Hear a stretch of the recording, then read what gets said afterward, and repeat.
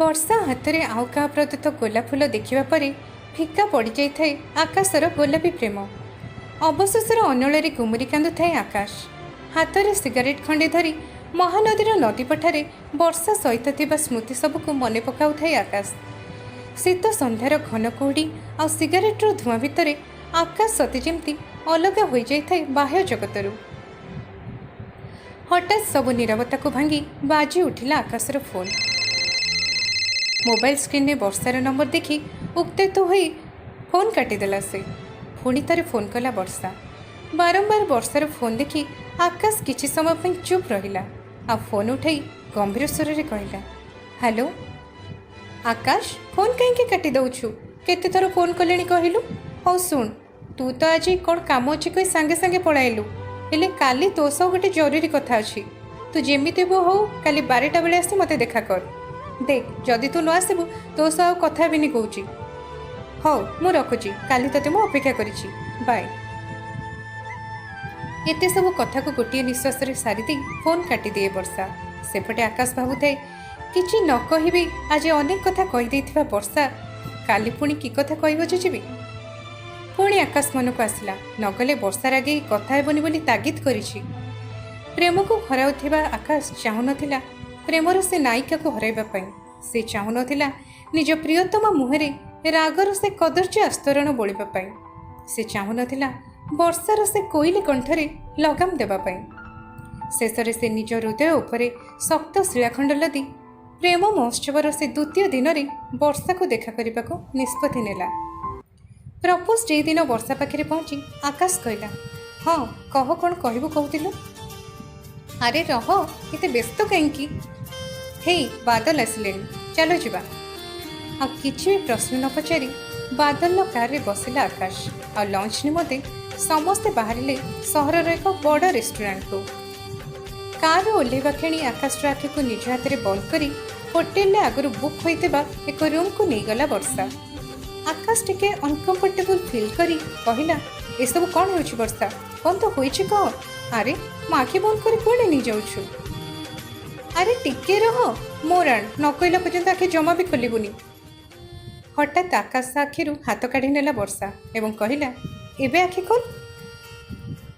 ଆଖି ଖୋଲିବା ମାତ୍ରେ ରୁମ୍ର ସେ ସୁନ୍ଦର ସାଜସଜ୍ଜା ଭିତରେ ଆକାଶ ନିଜ ସାମ୍ନାରେ ଦେଖିଲା ଆଉ ଏକ ସୁନ୍ଦରୀ ଝିଅକୁ। ଆଉ ଆଶ୍ଚର୍ଯ୍ୟ ହୋଇ କହିଲା, ବର୍ଷା, ଇଏ କିଏ? ଆରେ ବୁଦ୍ଧୁ, କ'ଣ ମୁଁ ଜାଣିପାରୁନୁ? ଇଏ ହେଉଛି ପରୀ, ମୋ ଗେହ୍ଲି ଭଉଣୀ। ସେ ତତେ ଦେଖିବ ବୋଲି କେବେଠୁ କହିଲାଣି। ସେ ତତେ କିଛି କହିବ ବୋଲି ବି କହୁଥିଲା। ମୁଁ କହିଲି, ଚାଲ ତତେ ବି ମୁଁ ଗୋଟେ ସରପ୍ରାଇଜ୍ ଦେଇଦେବି। ଆକାଶ କିଛି କହିବା ବେଳକୁ ବାଦଲ ହଠାତ୍ କହିଲେ, ଶୁଣ ତ ବର୍ଷା। ହଁ ହଁ, ଆସୁଛି। ଏତିକି କହି ବର୍ଷା ପରୀକୁ କିଛି ଇସାରା ଦେଇ ବାଦଲ ପାଖକୁ ଚାଲିଗଲା।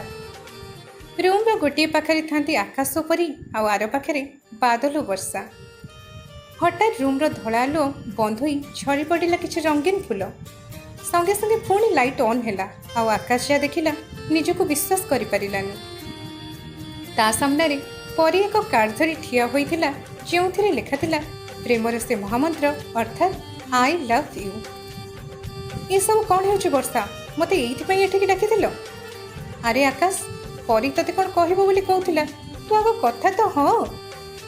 ପରୀ ଟିକେ ବ୍ୟସ୍ତ ହୋଇଯାଇ ଆକାଶକୁ କହିଲା, ବର୍ଷା ଆଉ ବାଦଲ ତ ସେମାନଙ୍କ ପ୍ରେମର ଦୁନିଆରେ ବ୍ୟସ୍ତ ଅଛନ୍ତି ଆଉ କେକ୍ କାଟୁଛନ୍ତି। ତମେ ଯେ କାହିଁ ତାଙ୍କୁ ଡିଷ୍ଟର୍ବ କରୁଛ?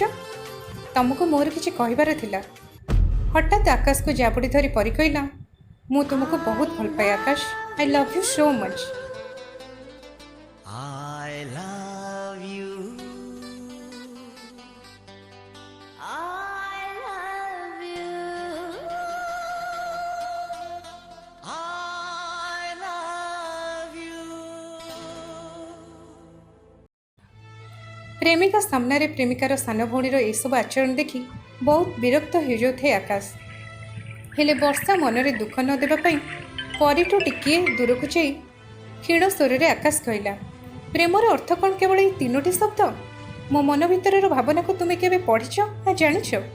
ତୁମେ ଯାହାକୁ ପ୍ରେମ କହୁଛ ପରୀ, ତାହା ଭଲ ପାଇବା ନୁହେଁ, ତାହା ଏକ ଆକର୍ଷଣ।